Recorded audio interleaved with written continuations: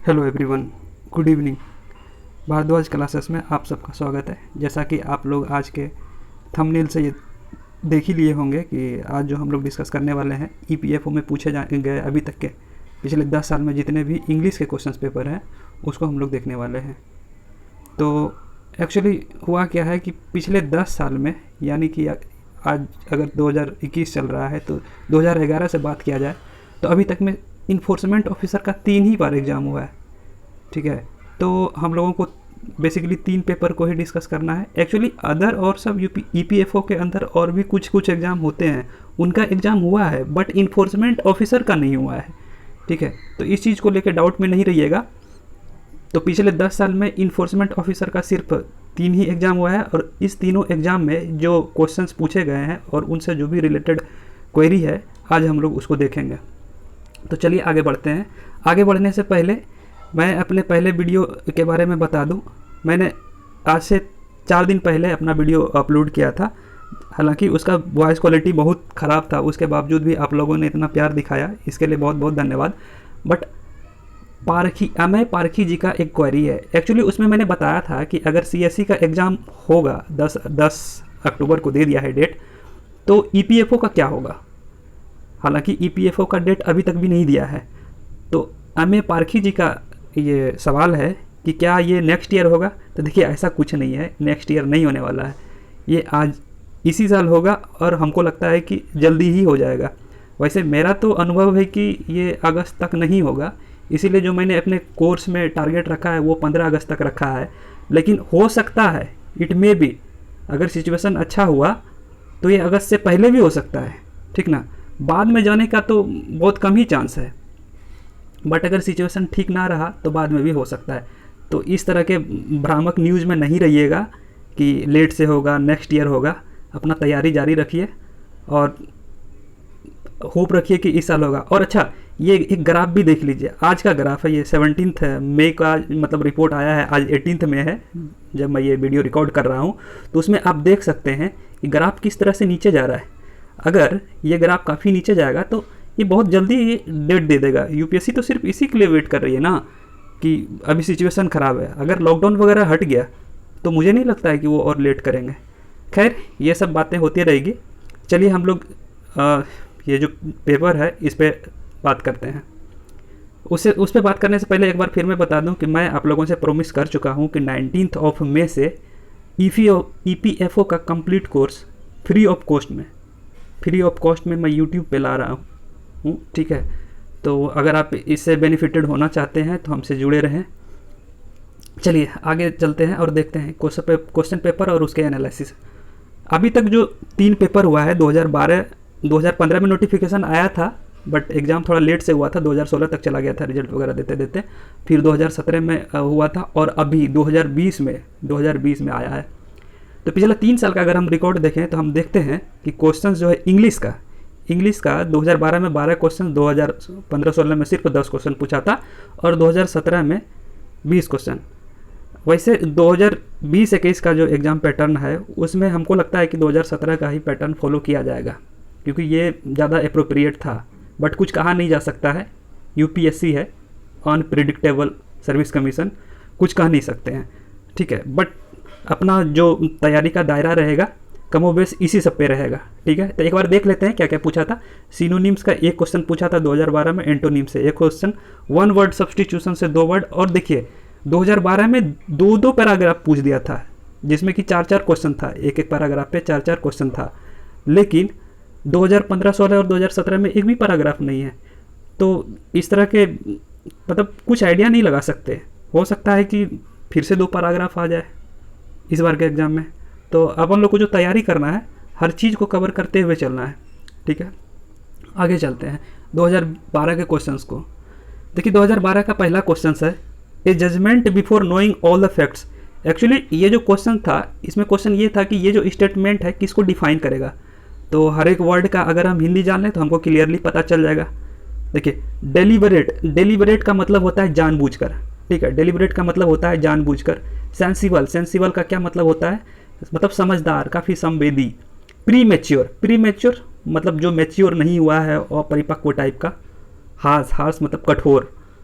ये actually behaviour type में से होता है, जैसे कि बोल सकते हैं आप किसी को कि, या आपको भी कोई बोलता होगा कि यार तुम्हारा स्वभाव बहुत खास है, तो उसको इस संदर्भ में यूज किया जाता है। तो हमारा जो डिफाइनिंग सेंटेंस है वो क्या है, a judgement before knowing all the facts. तो ऐसा जजमेंट जिसमें क्या है कि आप जो भी फैक्ट्स एंड फिगर है उसको जान ही नहीं रहे हैं और आप जजमेंट दे देते हैं, रिजल्ट दे देते हैं, तो इसको क्या कहेंगे? इससे साफ पता चलता है कि आप क्या है, प्री मैच्योर है, आप मैच्योर नहीं है। ठीक है, तो इस हिसाब से इसका जो आंसर हो जाएगा प्री मैच्योर। नेक्स्ट क्वेश्चन है इल्यूसिव एंड कैप्चर। इल्यूसिव और कैप्चर ये दो अलग अलग वर्ड है, और इस क्वेश्चन में पूछा गया था कि इसी टाइप का पेयर बनाने वाला जो ऑप्शंस गिवन है वो कौन सा है। तो एक्चुअली हम रिलेशन देख लेते हैं इल्यूसिव एंड कैप्चर में। इल्यूसिव का मतलब होता है जो किसी के हाथ ना आए। ठीक है, तो ऐसा कोई चीज़ जो कि किसी के हाथ नहीं लगने वाला है, किसी के कंट्रोल में नहीं है, तो वो होगा इल्यूसिव। और कैप्चर तो पता है, कैप्चर वो चीज़ जो कि आसानी से मिल सकता है, आसानी से आप कैप्चर कर सकते हैं। तो मुझे लगता है आप इस चीज़ों को समझ पा रहे होंगे। तो इल्यूसिव और कैप्चर जो है ये दोनों आपस में क्या है, एंटोनिम्स हैं। तो हम लोगों को यहाँ पे ढूंढना है कि कौन सा ऐसा पेयर है जो कि एंटोनिम्स बना रहा है। एक एक करके देखते हैं। सेंसिबल का मतलब, देखिए एक और इंटरेस्टिंग बात कि एक ही एग्जाम में दो वर्ड, मतलब दो इंग्लिश का वर्ड मैच कर रहा है, वो भी यूपीएससी के एग्जाम में काफ़ी मायने रखता है। तो इस तरह के वर्डों को जो है आप इग्नोर नहीं कर सकते हैं। इस तरह के जितने भी वर्ड आएंगे आपको उस पर ध्यान देना चाहिए। सेंसिबल का मतलब अभी थोड़ा देर पहले ही बताया था मैंने, संवेदी या थोड़ा होता है ना इमोशनल टाइप का, वो सेंसिबल वो हो गया। Sensible and decide. सेंसिबल अगर समझदार है और वो डिसाइड कर रहा है तो कमोबेश एक ही जैसा है। Head strong and controlled. Head strong का मतलब होता है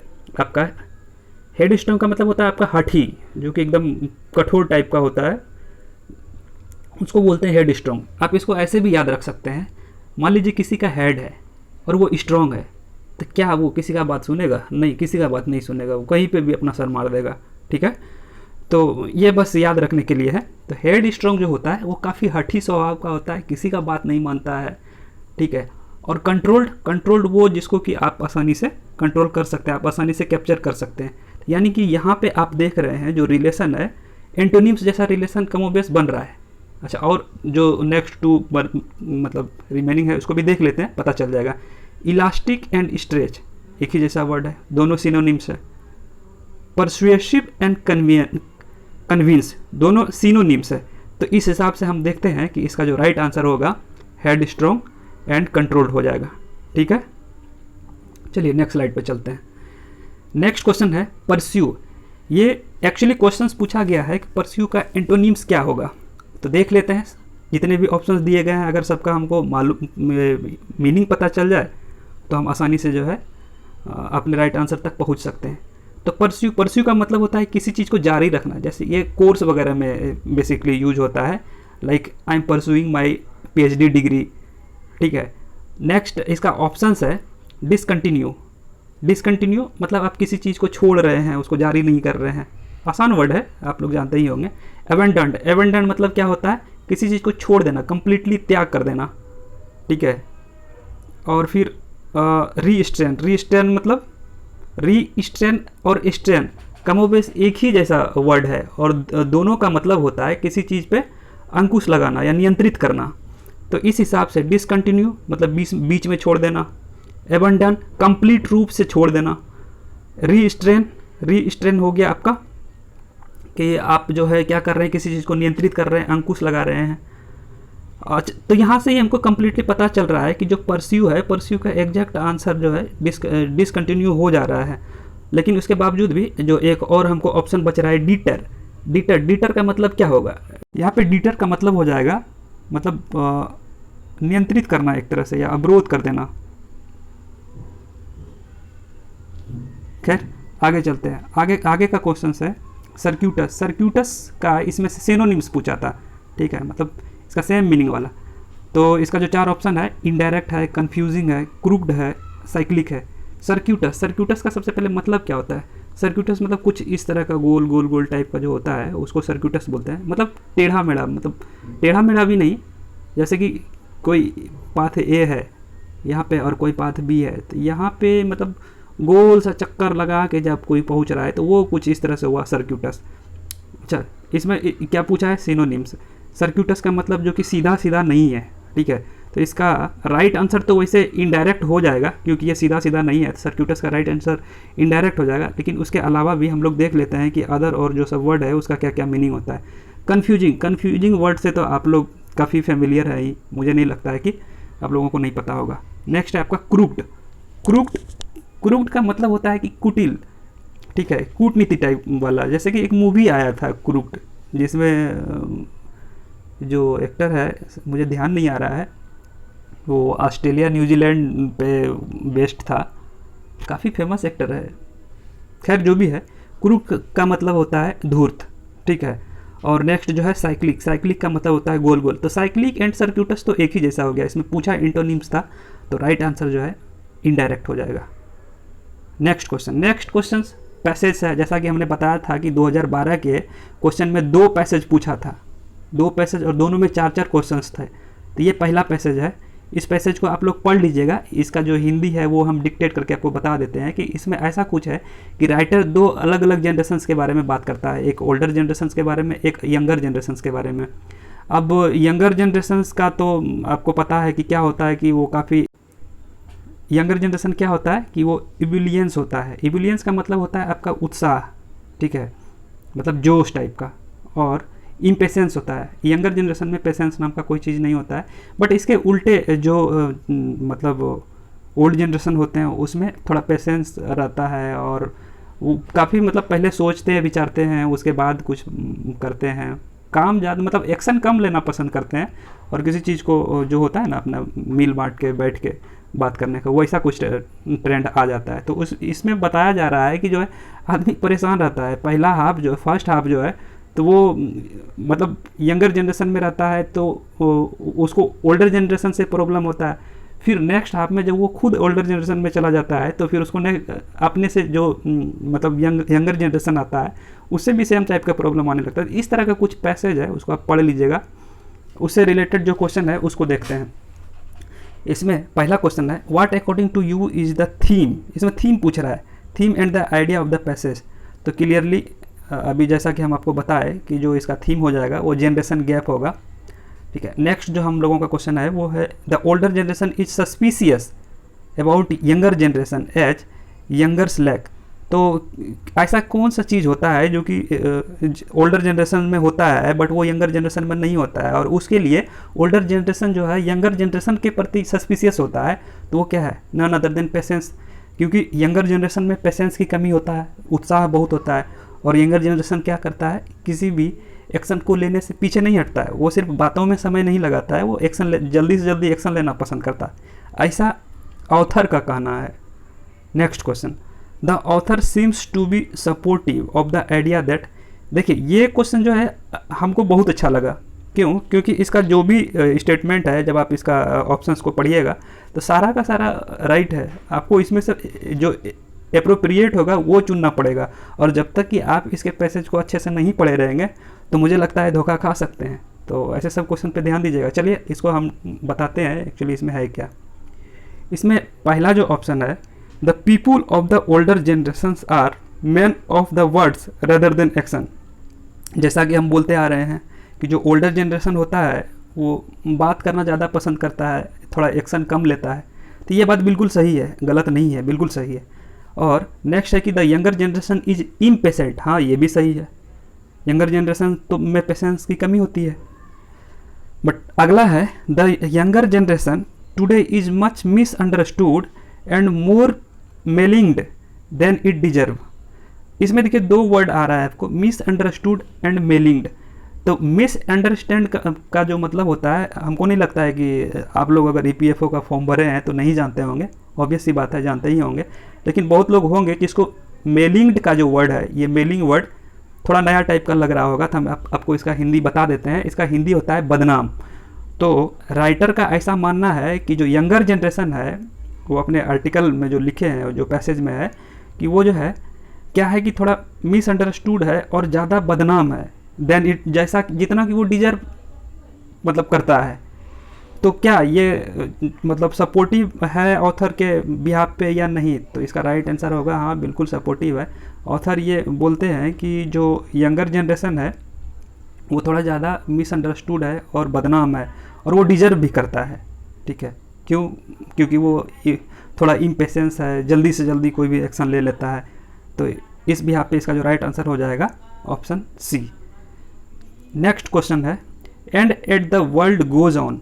ये पैराग्राफ में है, आप जब पैराग्राफ पढ़ेंगे तो उसमें आपको ये मिलेगा, dash dash dash, what is the tone of the author in this statement. Last में जो है ऑथर थोड़ा सा ऑप्टिमिस्टिक हो जाता है, वो बताता है कि सब सॉल्व आउट हो सकता है या सॉल्व आउट हो गया है। तो इसका जो राइट आंसर होगा ऑप्टिमिस्टिक होगा। नेक्स्ट जो कि दूसरा पैसेज है, ये इसके पास भी पूरे 4 क्वेश्चन है, तो इसको भी आप लोग एक एक मतलब जो वर्ड है, अगर आपको पढ़ने का मन होगा तो यहाँ पे आप इसको पॉज करके पढ़ सकते हैं। नेक्स्ट क्वेश्चन है, क्वेश्चन पे आते हैं। The author feels that the practice of bribery is there because there are willing bribe givers. देखिए ये जो आर्टिकल है ना, ये आर्टिकल है आपके ब्राइब्स लेने देने से रिलेटेड। इसमें ऑथर जो है, जो ऑथर का विचार है वो कुछ ऐसा है कि ब्राइब लेने से जो है ज़्यादा बुरी बात है ब्राइब देना। ब्राइब देता है तब जाके जो है ब्राइब कोई लेता है। तो इस बिहाफ पे जो ऑथर है उनका मानना है कि जो मान लीजिए कि कोई ए है और बी, ए को कोई ब्राइब दे रहा है और ए ब्राइब को ले रहा है, तो इसको कम पनिशमेंट मिलना चाहिए बट बी को ज़्यादा मिलना चाहिए। क्यों? क्योंकि ब्राइब की जो शुरुआत है यहाँ से किया है।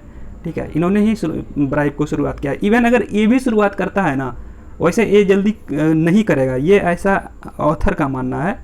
तब भी इसको अगर दोनों को पनिशमेंट दिया जाए तो बी को ज़्यादा दिया जाए, ए को कम दिया जाए, ऐसा ऑथर का मानना है।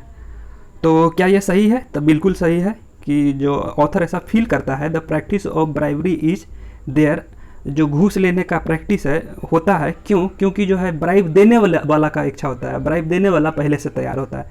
तो ये बिल्कुल सही है। Who according to the author is more responsible among the following.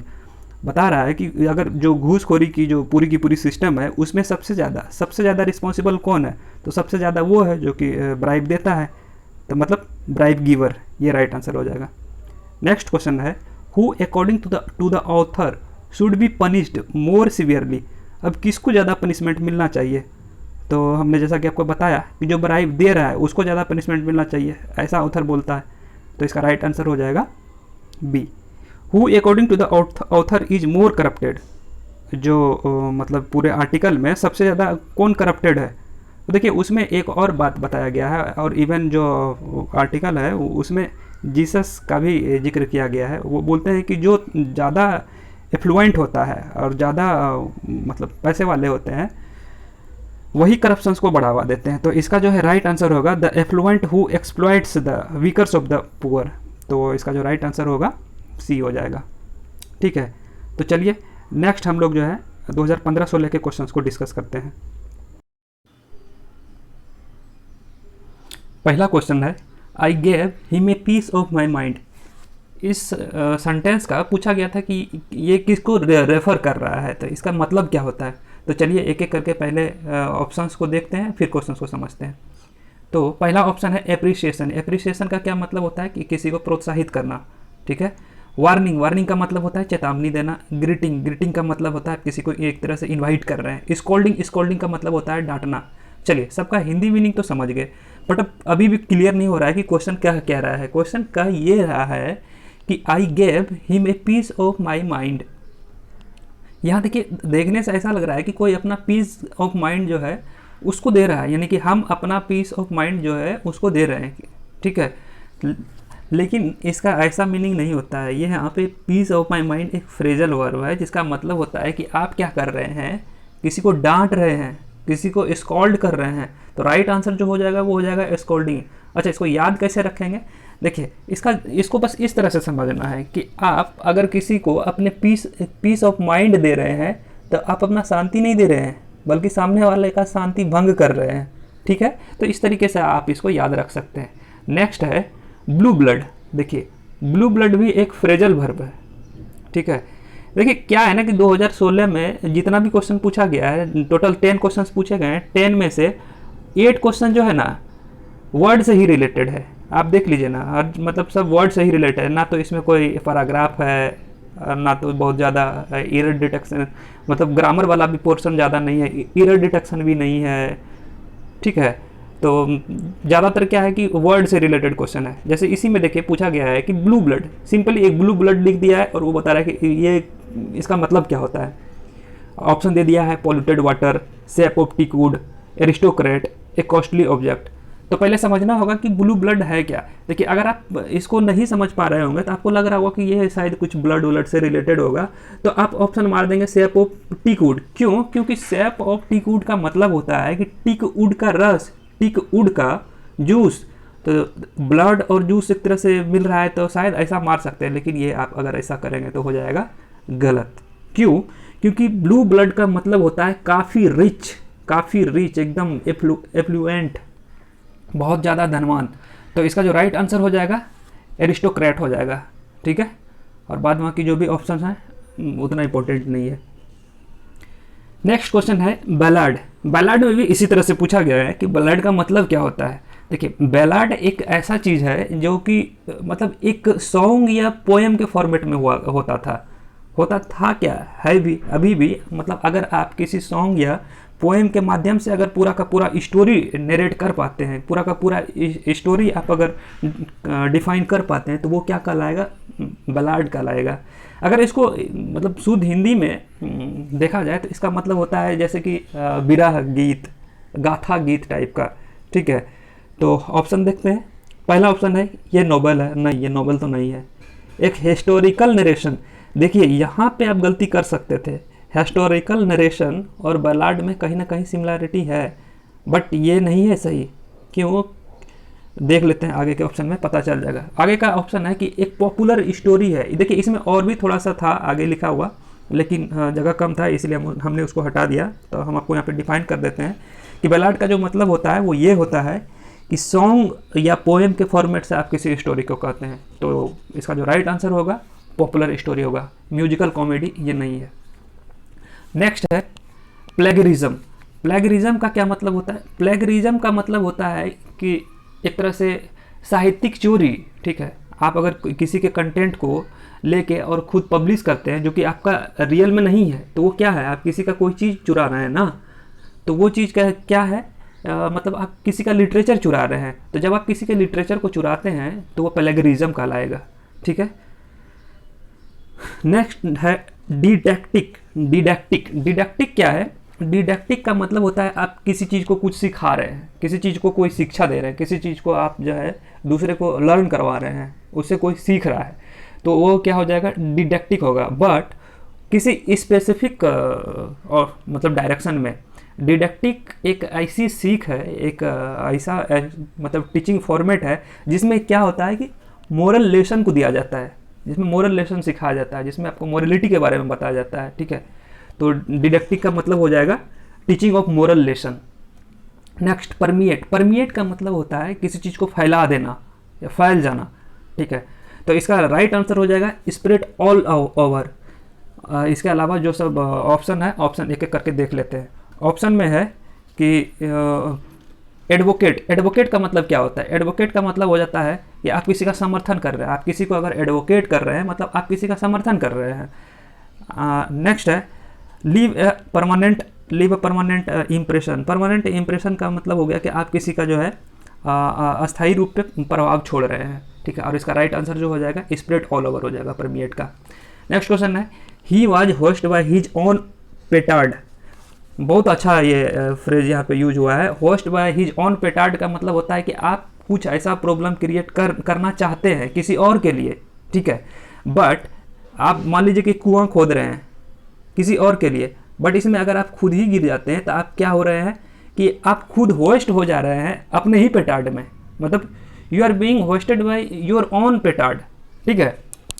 तो इस तरीके से इसका जो राइट आंसर हो जाएगा ऑप्शन ए हो जाएगा, क्योंकि जब ऑप्शन ए पढ़ेंगे तो आपको पता चलेगा। यहाँ पे लिख रहा है कि he had a problem as a result of his own plans. वो अपने ही प्लान के कारण से प्रॉब्लम फेस करना पड़ रहा है, आज उसके पास प्रॉब्लम है। तो इसका राइट आंसर हो जाएगा। इसके अदर ऑप्शन है he has high up on the table. नहीं, ये अप्रोप्रिएट नहीं है। He would usually run away from the trouble, ये भी क्लियर नहीं है। He was indifferent to his surrounding, तो ऐसा कुछ नहीं था, ठीक है। तो ये क्वेश्चन हो गया है। नेक्स्ट है rivalry between two clans has become water under the bridge. सबसे पहले तो क्लान्स का क्या मतलब होता है? क्लान्स का मतलब होता है दो कूल, दो बंस, दो अलग अलग, है ना। इसमें जो क्वेश्चंस कहा जा रहा है कि जो राइवलरी है बिटवीन टू क्लान्स, वो क्या हो गया है कि अब now water under the bridge हो गया है। देखिए, मान लीजिए कि ये आपका ब्रिज है, पहले वाटर यहाँ तक था, अब क्या हो जा रहा है कि मतलब कि पहले इसके ऊपर तक था। अगर वाटर उसके ऊपर से जा रहा है तो मतलब क्या हो रहा है कि एक तरह से प्रॉब्लम हो रहा है। लेकिन अब जब इसके नीचे से वाटर जाने लगता है तो क्या हो रहा है, सब चीज़ नॉर्मल है ना। तो इसका जो राइट आंसर हो जाएगा, इसका राइट आंसर हो जाएगा कि ऑप्शन नंबर बी। मतलब ये है कि he has become a thing of past, मतलब राइवलरी जो दुश्मन था दो क्लैन के बीच में, वो अब खत्म हो चुका है, वो अब पास्ट हो चुका है, ठीक है। तो इसका राइट आंसर हो जाएगा बी। नेक्स्ट क्वेश्चन है arrange the following to form a grammatical correct sentence. देखिए, इसमें चार अलग अलग, मतलब एक सेंटेंस को तोड़ के चार अलग अलग सेक्शंस में बांट रखा है और इसको जो है अरेंज करना है, ठीक है। एक एक करके देखते हैं। पहला जो सेक्शन है वो बोल रहा है आइंस्टीन वाज, दूसरा although a great scientist weak in arithmetic right from his school day.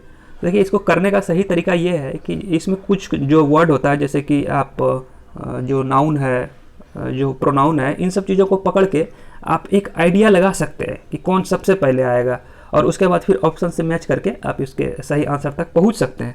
जैसे देखिए, पहला अगर हम पढ़ते हैं आइंस्टीन वाज, ठीक है। आइंस्टीन क्या था? Einstein was a great scientist, हाँ था, लेकिन इसके आगे में दे दिया है ऑल्दो अगर दे दिया है तो इससे तो साफ पता चल पा रहा है कि ऑल्दो ये तो आगे आना चाहिए, ठीक है। अगर हम इसको आगे जोड़ के मान लेते हैं, हम टू को पहले लेते हैं, चलिए टू को हम फिक्स कर लेते हैं पहले। Although a great scientist Einstein, अब उसके हम बाद मान लेते हैं कि एक Einstein was weak in arithmetic, क्या हो सकता है कि हाँ हो सकता है, Einstein was weak in arithmetic right from his school day. Okay, जोड़ के देखते हैं। Although a great scientist Einstein was weak in arithmetic right from school day. हाँ, सुनने में अच्छा तो लग रहा है, कोई दिक्कत नहीं है। अच्छा, अगर हम ऑप्शन ए के हिसाब से चलें तो क्या इसमें क्या रिजल्ट मिलेगा, एक बार देख लेते हैं कि right from his school day Einstein was weak in arithmetic although a great scientist. नहीं, लास्ट वाला जो सेक्शन आता है मतलब सुनने से ही पता चल जाता है कि ये सही नहीं है। ऑप्शन नंबर बी इसका राइट आंसर है, जो कि हम लोग यहाँ पे भी बनाए तो वही आ रहा है, लेकिन इसको फिर से एक बार देख लेते हैं जो इसके अदर ऑप्शंस है। अदर ऑप्शंस में जैसे कि सी पे अगर हम एनालाइज करेंगे तो हम देखेंगे कि right from he school day weak in arithmetic, नहीं बेकार हो रहा है, सही नहीं बन रहा है।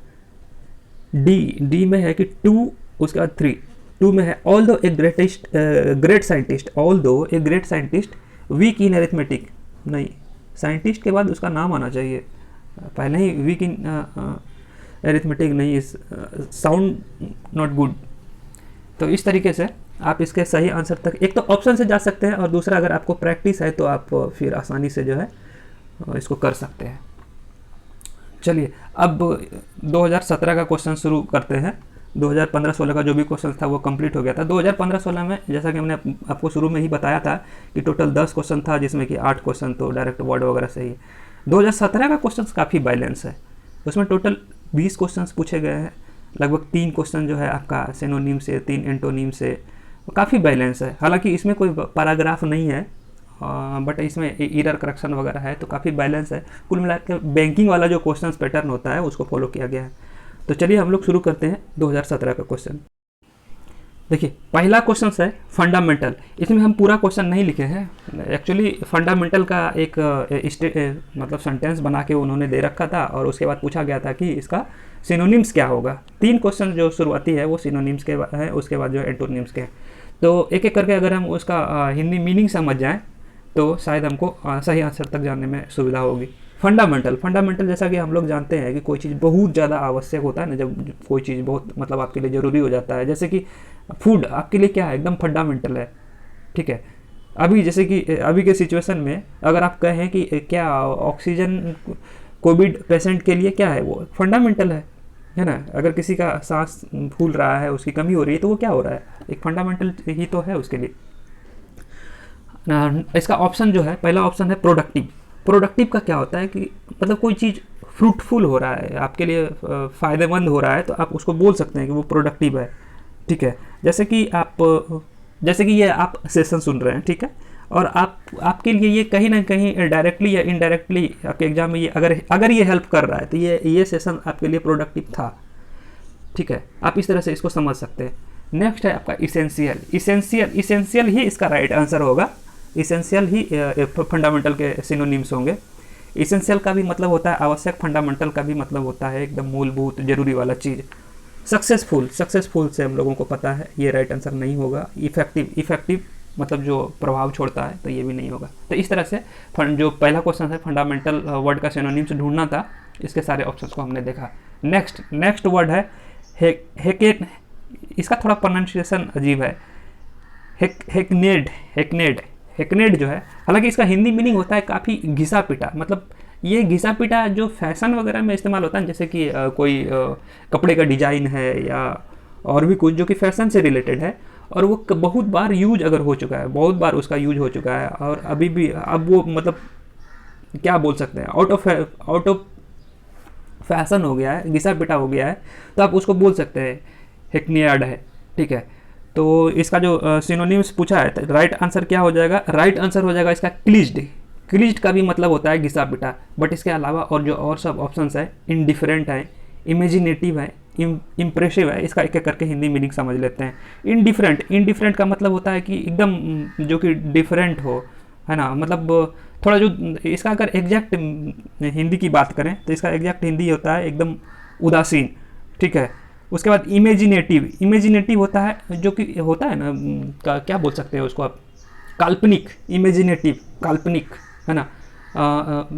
जैसे ध्यान नहीं आ रहा है कि जैसे कि होता है ना कि जो भी कुछ कंटेंट क्रिएटर वगैरह होते हैं, वो क्या होता है, काफ़ी इमेजिनेटिव होते हैं, है ना, उसको इस तरह से यूज कर सकते हैं। इम्प्रेसिव क्या होता है, मतलब प्रभावशाली, है ना, जो कोई मतलब अगर क्या बोल सकते हैं, जो किसी पे प्रभाव छोड़ रहा हो, कोई अपना इम्प्रेशन फिलअप कर पा रहे हो, तो ये इसका कुछ मीनिंग होता है। तो राइट आंसर हो जाएगा हेकनियाड का क्लिस्ट, और इसके अलावा जो भी ऑप्शंस थे शायद आप लोग समझ पा रहे होंगे, ठीक है। नेक्स्ट जो क्वेश्चन है वो है इमैक्यूलेट का सिनोनिम्स पूछा है। तो सबसे पहले समझते हैं कि इमैक्यूलेट होता क्या है। देखिए, इमैक्यूलेट का मतलब होता है एकदम निर्मल, ठीक है। इमैक्यूलेट एकदम साफ, पूरा स्वच्छ। अगर कोई बोले कि भाई वो मतलब कोई एक्स पर्सन है, वो इमैक्यूलेट है, मतलब कि उस पर कोई कलंक नहीं है, एकदम शुद्ध है, निर्मल है, ठीक है। तो इसका सिनोनिम्स हो जाएगा राइट आंसर स्पॉटलेस। बट इसके अलावा जो भी और ऑप्शंस है उसको देखते हैं। एक्स्ट्रा जो मतलब एक तो ऑर्डिनरी होता है, जो भी नॉर्मली डे में यूज करने वाले वर्ड होते हैं वो, जैसे कि वो एक ऑर्डिनरी होते हैं। एक्स्ट्रा ऑर्डिनरी वो हो गया जो कि एकदम बेहतर हो, बेहतरीन हो, ठीक है, मास्टरपीस हो, उसको बोलेंगे एक्स्ट्रा ऑर्डिनरी। एक्साइटेड उत्साहित। अनपैरेलल्ड जो कि पैरेलल्ड ना हो। तो राइट आंसर हो जाएगा स्पॉटलेस। नेक्स्ट जो क्वेश्चन, देखिए इस क्वेश्चन में थोड़ा सा करेक्शन है यहाँ पे, मतलब टाइपिंग में थोड़ा मिस्टेक हो गया है। एक्चुअल में क्या है कि इम्यूनिटी नहीं है, एनमिटी है। एनमिटी जिसका कि मतलब होता है शत्रुता, ठीक है। क्वेश्चन दिया हुआ था कि एक सेंटेंस दिया हुआ है जिसमें there is a great deal of enmity, तो इसमें एनमिटी का आपको एनोनिम्स ढूंढना है, एंटोनिम्स ढूंढना है, ठीक है, मतलब इसका उल्टा शब्द ढूंढना है। तो एनमिटी का अगर आपको हिंदी पता चल गया है कि भाई इसका हिंदी मीनिंग शत्रुता होता है, दुश्मनी होता है, तो आप जो ऑप्शंस हैं उसके हिंदी मीनिंग को जान के सही आंसर तक पहुंच सकते हैं। आमिटी का मतलब होता है कि मतलब दोस्ती, मित्रता। आमिटी का मतलब दोस्ती, मित्रता होता है। तो राइट आंसर तो यही हो जाएगा, क्योंकि एनमिटी का जो एंटोनिम्स होगा अमिटी होगा। बट इसके अलावा जो है उसको भी देख लेते हैं। कोऑपरेशन का मतलब होता है सहयोग। डिस्प्यूट का मतलब होता है झगड़े, मतलब जो द्वंद्व होता है। हॉस्टिलिटी का मतलब होता है शुद्धता, और मतलब सॉरी, शत्रुता होता है, नॉट शुद्धता।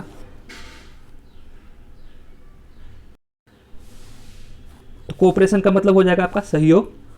डिस्प्यूट, डिस्प्यूट का मतलब मतलब डिस्प्यूट का मतलब हो गया कि झगड़ा, जैसे होता है ना कि अभी अगर आप देखें तो अक्साई चीन, अक्साई चीन अभी क्या है, इंडिया और चाइना के बीच डिस्प्यूटेड है ना।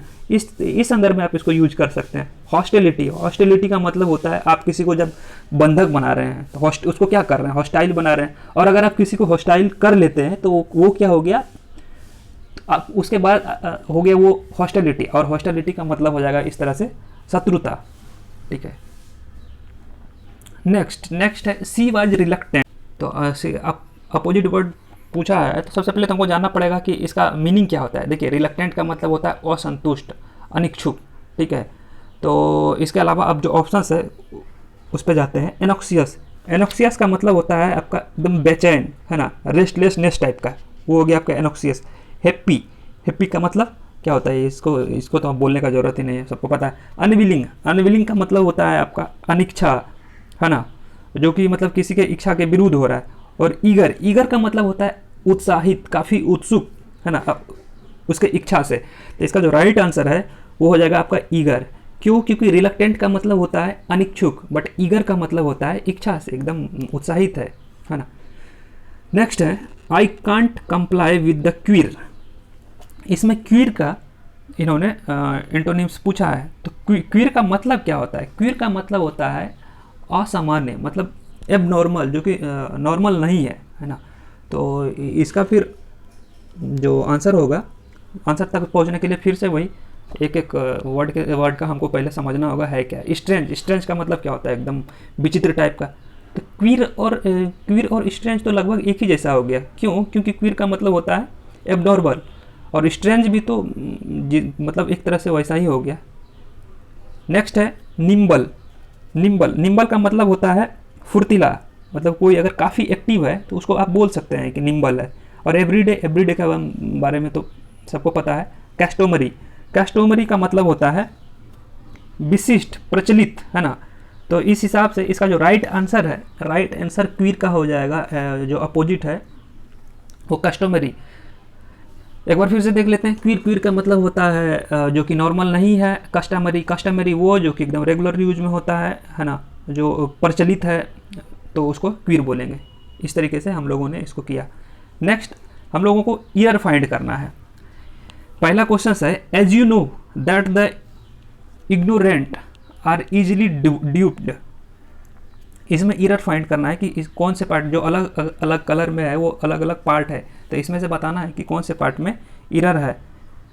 तो इसमें जो है द का, दैट द इग्नोरेंट जो यूज किया गया है ये सही नहीं है। इसका यहाँ पे यूज नहीं होना चाहिए था। ये एक्चुअली में एक ओमिटेड वर्ड के रूप में यहाँ पे इस्तेमाल हुआ है, इसीलिए जो राइट आंसर हो जाएगा, अगर ग्रीन वाले को ए और मतलब इस कलर वाले को आप बी और इस कलर वाले को आप सी बोले तो राइट आंसर हो जाएगा मेरा बी, ठीक है। नेक्स्ट चलते हैं। Don't ask him how he is because he start talking about him health, you will never get of from him. देखिए यहाँ पे जो इरर है वो गेट ऑफ में है, गेट रीड ऑफ होना चाहिए, यहाँ पे गेट ऑफ सही नहीं है। नेक्स्ट क्वेश्चन है इरर से। यहाँ पे जो सेंटेंस दिया हुआ है after a lot of argument I brought him forward to my point of view. तो इसमें जो फ्रेजल वर्ब यूज किया हुआ है ब्राउट फॉरवर्ड, ये ब्राउट हिम फॉरवर्ड, ये जो यूज किया हुआ है ये सही नहीं है, ये गलत है। एक्चुअल में यहाँ पे होना चाहिए brought him round, brought him round, यहाँ पे राउंड होना चाहिए, फॉरवर्ड नहीं होना चाहिए, ठीक है। तो इस तरीके से यहाँ पे ये वाला सेक्शन गलत है, ठीक है। नेक्स्ट है where children of working parents are cared for while their parents are, मतलब इस क्वेश्चन का मतलब कुछ ऐसा है कि एक ऐसा जगह है जहाँ पे ना बच्चे को रखा जाता है, वो भी ऐसे बच्चे को जिसके कि पेरेंट्स जो है वर्किंग है।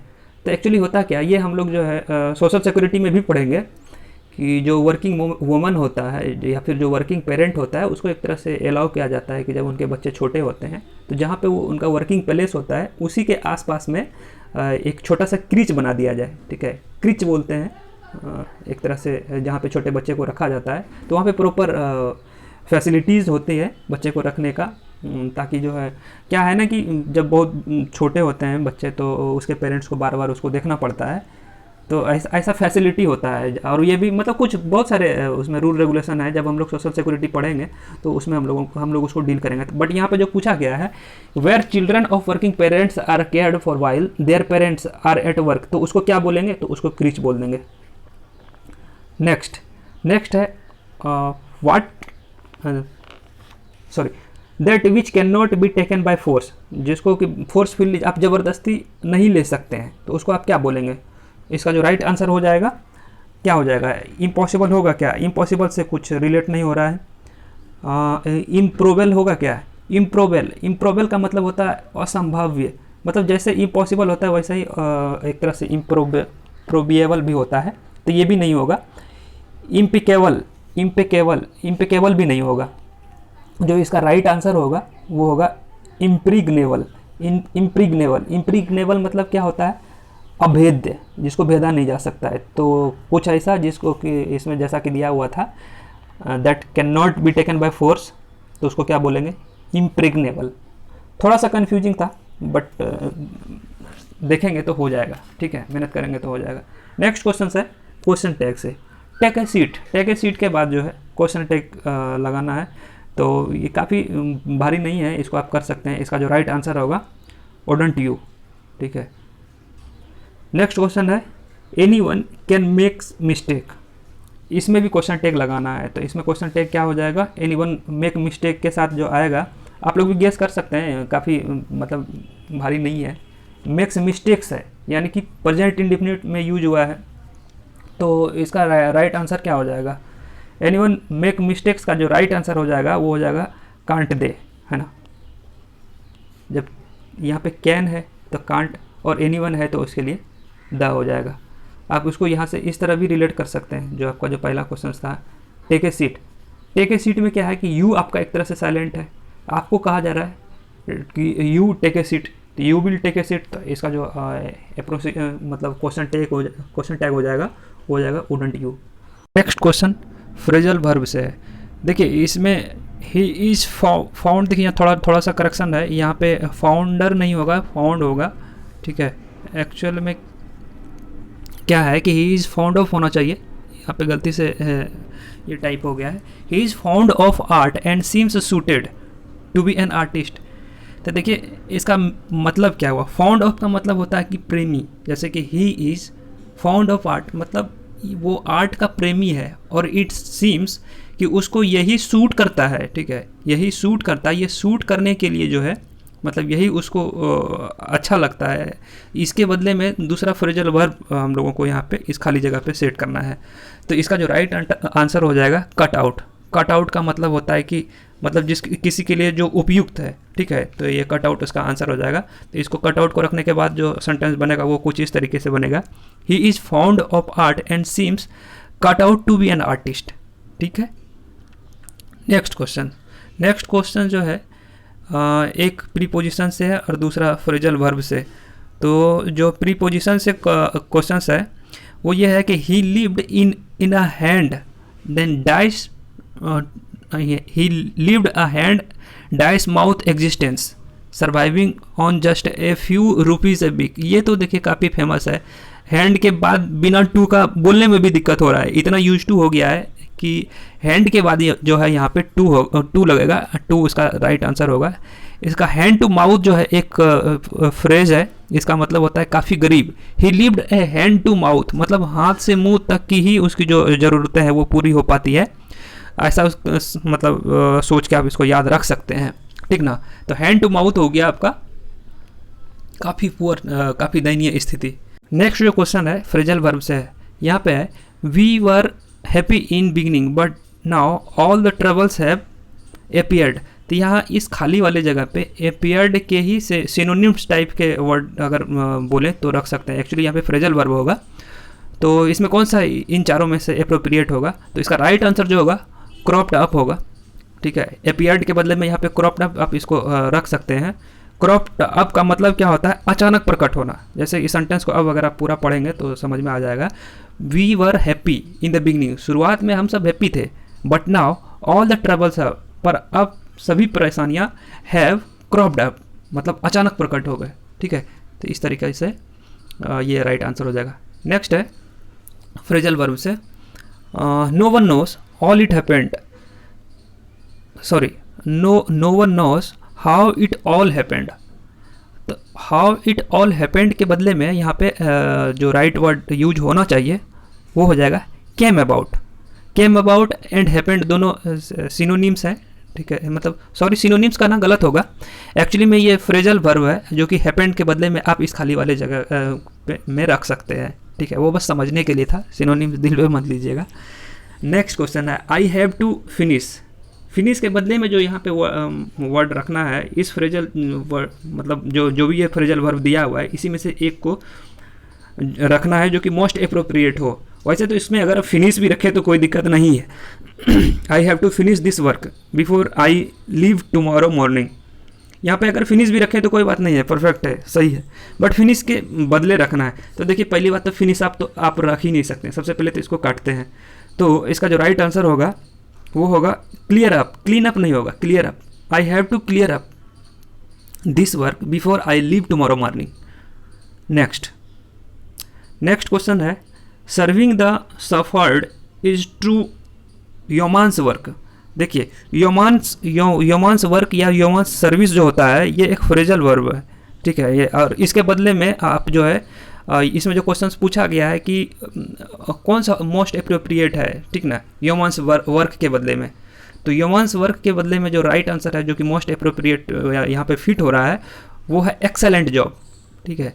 जो सफ़र सर्विंग करने का काम करता है वो कैसा काम है? एकदम एक तरह से मोस्ट एक्सेलेंट, एक तरह से एन एक्सेलेंट वर्क है ना। There is no meaning of cry over the spilt milk. Spilt milk, इसके तो वर्ड से ही पता चल रहा है कि अब क्राई करने से कोई फ़ायदा नहीं है जब आपका मिल्क जो है स्पिल्ट हो गया है ना। फिर भी पूरा देख लेते हैं। There is no meaning of cry over the spilt milk since the matter is over. जब कोई मैटर ओवर हो जाता है उसके बाद आपको हाथ पाँव चलाने से कोई फ़ायदा नहीं है। तो इसका जो राइट आंसर होगा no use of worrying about. जो चीज़ हो गया है उसके बारे में आपको टेंशन लेने से कोई फ़ायदा नहीं है। तो इस तरीके से हम लोगों ने जो पिछले 10 साल में जो भी क्वेश्चंस पूछे गए थे वो उसको हम लोगों ने कवर अप किया है। आई होप कि आप लोगों को ये सेशन अच्छा लगा होगा। देखिए अब यूपीएससी कुछ और एग्ज़ाम कंडक्ट कराती है जो कि सीएससी के अलावा है। जैसे कि सीएससी ईपीएफओ के बारे में तो हम लोग बात कर ही रहे हैं, जैसे कि सीडीएस हो गया, आपका सीआईएसएफ हो गया, और ये सीएपीएफ वगैरह हो गया। ये सब भी एग्ज़ाम यूपीएससी कंडक्ट कराती है। तो आप सोच रहे होंगे कि ये हम क्यों लिख रहे हैं, तो वो हम इसलिए लिख रहे हैं। देखिए इंग्लिश पढ़ने का कोई दायरा नहीं है, आप चाहें तो पूरा 2 साल भी पढ़ सकते हैं फिर भी वो ख़त्म नहीं होगा। लेकिन यहाँ पे हम ये बताना चाह रहे हैं कि आप लोग अगर प्रैक्टिस करना चाहते हैं और बेहतर तरीके से प्रैक्टिस करना चाहते हैं तो आप लोगों को चाहिए कि ये सब भी जो एग्ज़ाम कंडक्ट कराती है उसके भी क्वेश्चन पेपर को आप लगाएं।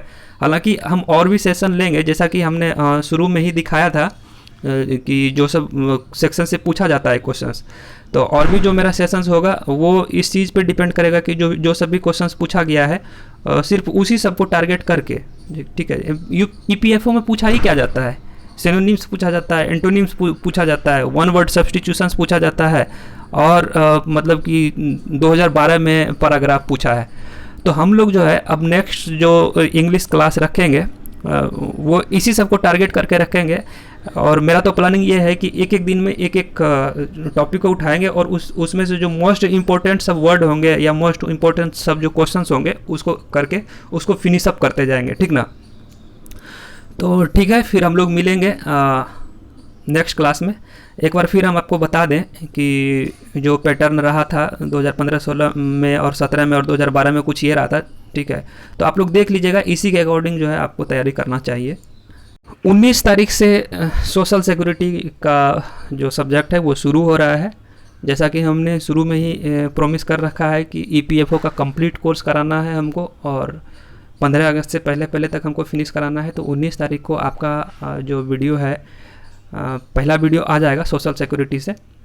तो जो भी आपके फ्रेंड्स वगैरह हैं, अगर आप इससे बेनिफिटेड हैं तो आप उन्हें भी इनवाइट कर सकते हैं और ज़्यादा से ज़्यादा लोगों तक हमारी रीच बना सकते हैं। थैंक यू हमसे जुड़े रहने के लिए, हमारे वीडियो को देखने के लिए। Thank you.